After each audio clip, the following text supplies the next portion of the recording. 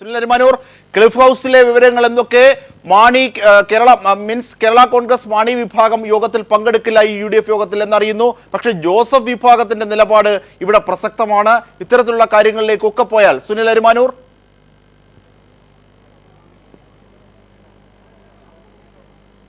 Ajimshad, UDF യോഗം ഇപ്പോൾ ഇവിടെ ആരംഭിച്ചിരിക്കുകയാണ്. കേരള കോൺഗ്രസ് മാണി വിഭാഗം യോഗത്തിൽ പങ്കെടുക്കുന്നില്ല എന്നുള്ള വിവരമാണ് നമുക്കിപ്പോൾ ലഭിക്കുന്നത്. കാരണം ഇവർ യോഗം ആരംഭിച്ച് ഇക്കാര്യങ്ങളെല്ലാം ചർച്ച ചെയ്ത ശേഷം എന്ത് നിലപാടാണ് സ്വീകരിക്കുന്നത് അത് മാണിയെ അറിയിക്കട്ടെ എന്നുള്ളൊരു കാര്യമാണ് ഇപ്പോൾ മാണിയുടെ ഭാഗത്തു നിന്നുണ്ടായിരിക്കുന്നത്. പക്ഷേ മാണി കടുത്ത നിലപാടിൽ തന്നെയാണ്.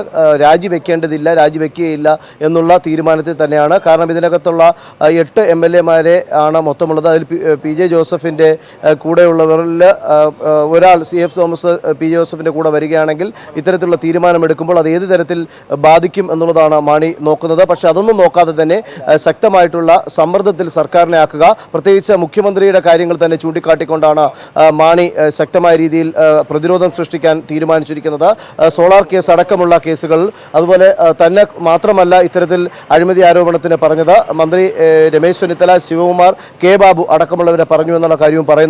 അപ്പോൾ ഈ യോഗത്തിനകത്ത് അത്തരം കാര്യങ്ങളായിരിക്കും മാണി ഉന്നയിക്കുക എന്നുള്ളത്. പക്ഷേ ഘടകകക്ഷികളെല്ലാം തന്നെ നേരത്തെ തീരുമാനിച്ച കാര്യം ഇപ്പോൾ യോഗത്തിൽ പറയും. അതനുസരിച്ച് ആയിരിക്കും മറ്റ് കാര്യത്തിലേക്ക് പോകുന്നത്. അല്പം മുമ്പ് കുഞ്ഞാലിക്കുട്ടി തന്നെ ജനാധിപത്യപരമായിട്ടുള്ള തീരുമാനത്തിലേക്ക് കടക്കുമെന്ന് മാധ്യമങ്ങളോട് പ്രതികരിച്ചിരുന്നു. ഇതിനകത്ത് കൂടിയാലോചിച്ച ശേഷം മാത്രമേ തീരുമാനത്തിലേക്ക് എത്തും എന്നും ആണ് കുഞ്ഞാലിക്കുട്ടി തന്നെ നേരത്തെ വീട്ടിൽ നിന്ന് ഈ യോഗത്തിന് വരുന്നതിന് മുമ്പായിട്ട് മാധ്യമങ്ങളോട് പറഞ്ഞിട്ടുള്ളത്. ഇതിനകത്ത് ഈ യോഗത്തിനകത്ത് വീണ്ടും കൃത്യമായ രീതിയിലുള്ള ഈ വിധിപ്പകർപ്പിൻ്റെ പോയിന്റ് ചൂണ്ടിക്കാട്ടിക്കൊണ്ടാണ് മാണി പിടിച്ചു നിൽക്കുന്നത്. കാരണം ഇതിനകത്ത് തന്നെ ഈ മാധ്യമങ്ങൾ പറയുന്ന തരത്തിലുള്ള പരാമർശങ്ങളൊന്നും തന്നെ വിധിപ്പകർപ്പിനകത്തില്ല.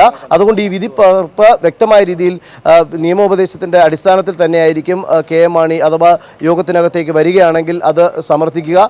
അതിനെ ആ രീതിയിൽ പ്രതിരോധിച്ചുകൊണ്ട് ഘടകകക്ഷികളുടെ തീരുമാനത്തിന് വഴങ്ങാത്ത തരത്തിലേക്ക് KM മാണി പോകും എന്നുള്ളൊരു സൂചനയാണ്. തീർച്ചയായും സുനിലാണ് വിവരങ്ങൾ നൽകിയത്.